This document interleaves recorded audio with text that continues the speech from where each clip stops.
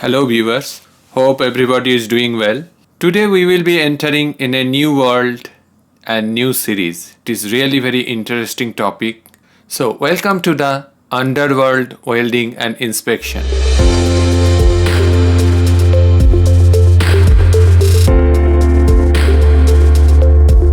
The purpose of this video is the presentation for general knowledge only and how to do underwater welding.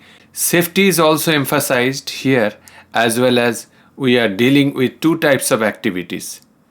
One is diving and welding. One must remember that underwater welding is a different world, and so special precautions are adhered for maximum safety of welder or diver. Underwater welding actually started during World War I, when the British Navy used it to make temporary repairs on ships. These repairs consisted of welding around the leaking rivets of ship hulls. Underwater welding was also restricted to salvage operation and emergency repair works only. In addition, it was limited to depths below the surface of not over 30 feet or 10 meters maximum. At first, underwater welding was just applied to weld a patch until a more thorough repair could be performed. But as soon as more experience was gained and companies joined forces to improve results and to establish achievable specifications.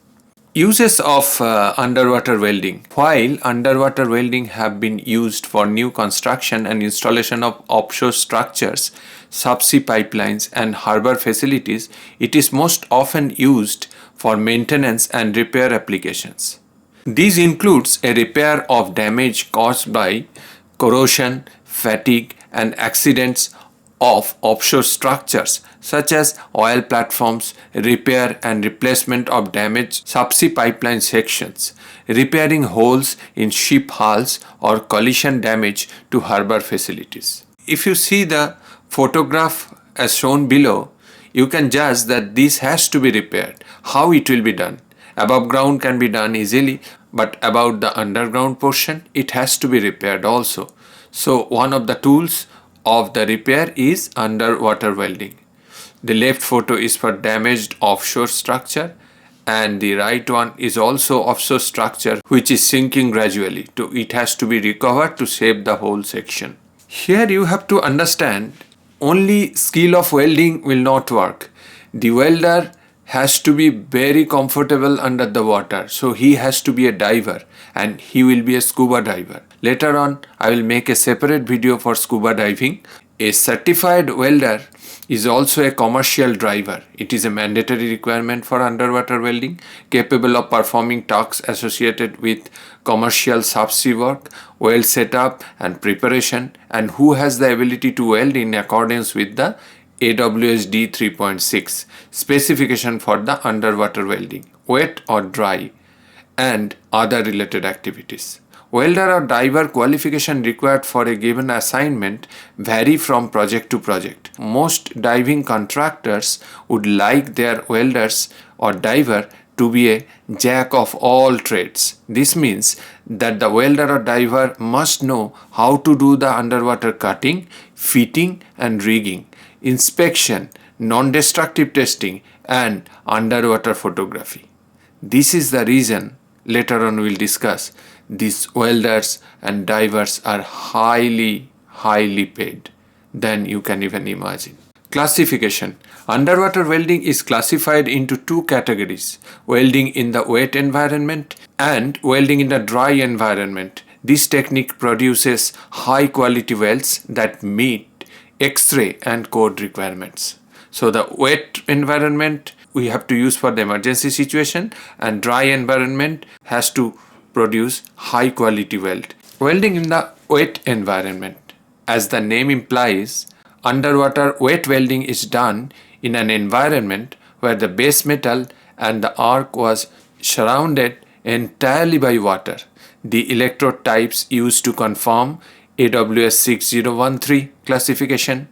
These electrodes are waterproofed by wrapping them with waterproof tape or by dipping into the special sodium silicate mixes and allowing them to dry. The power source is a direct current machine rated at 300 to 400 amperes. The power of the arc generates a bubble of a mixture of gases which lets material melting and joining occur more or less normal as shown on the above photo. You see the typical underwater welding equipment setup. The negative terminal from the power source directly goes to the electrode holder and the positive terminal is connected to the work. So the power circuit is more or less simple, only the technique and the position, of course, under the water it is much difficult. Welding in the dry environment. The dry environment welding is again divided into two.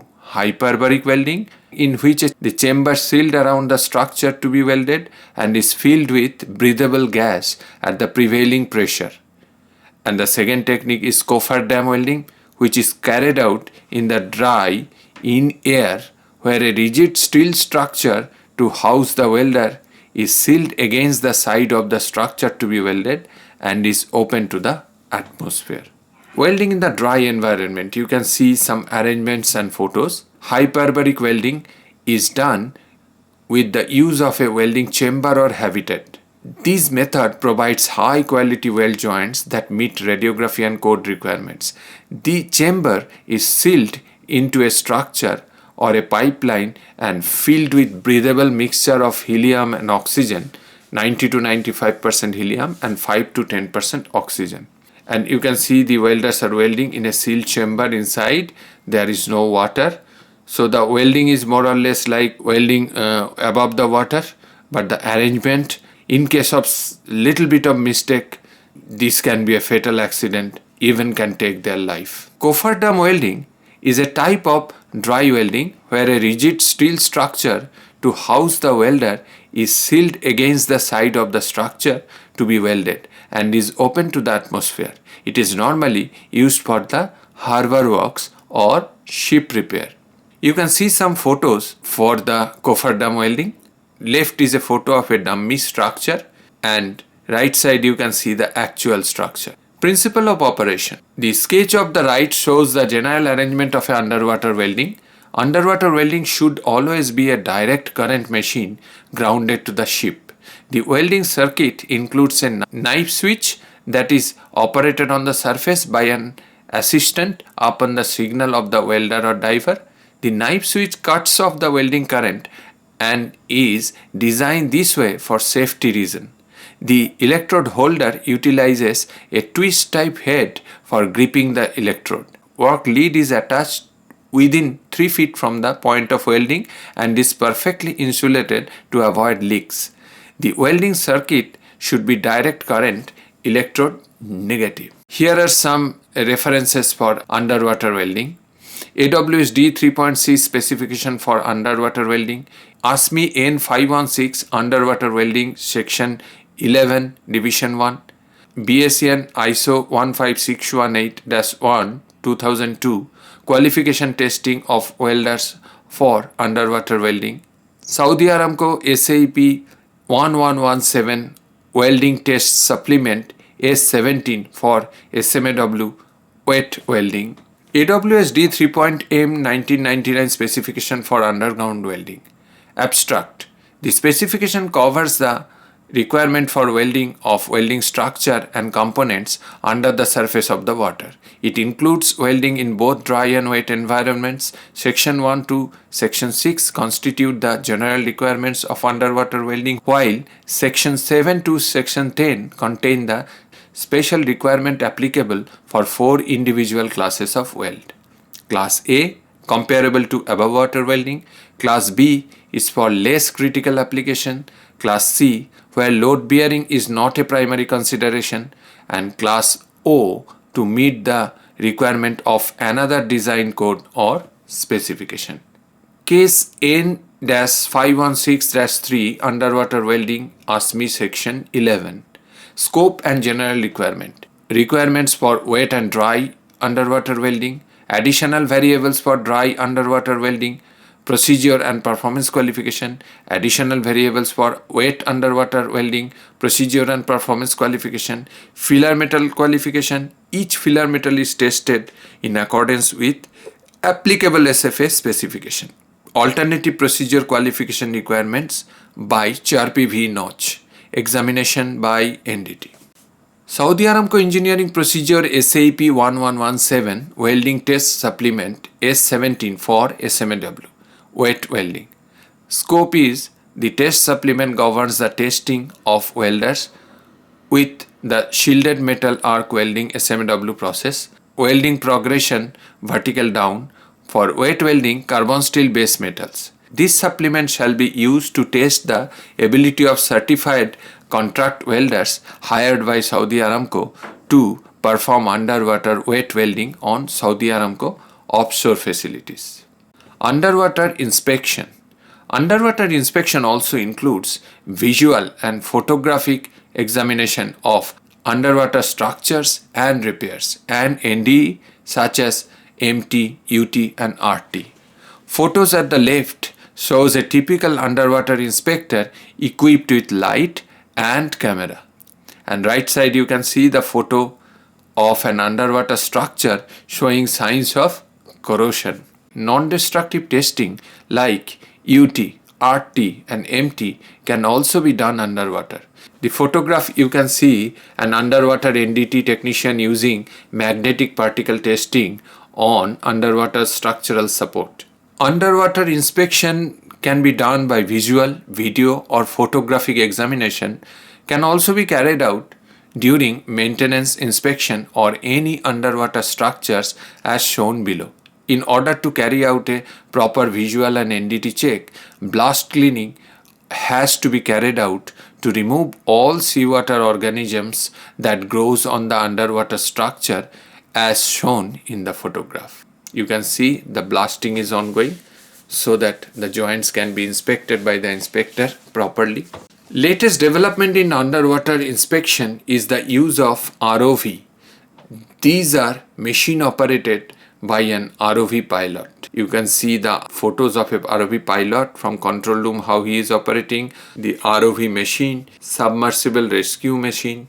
TWI, the Welding Institute from UK, World Center of Materials Joining Technology courses offered underwater inspection, underwater training and certification. The grades are C-Sweep 3.1U, NDT Inspection Diver, C-Sweep 3.2U, NDT Inspection Diver, Senior, then 3.3U, ROV Inspector, C-Sweep 3.4U, Underwater Inspection Controller, C-Sweep General Visual Inspectors for offshore facilities and structure.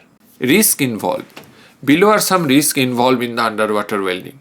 Electric shock. There is a possibility of electric shock when the equipment is not properly insulated or when the power supply is not shut off immediately when the welder terminates the arc during welding.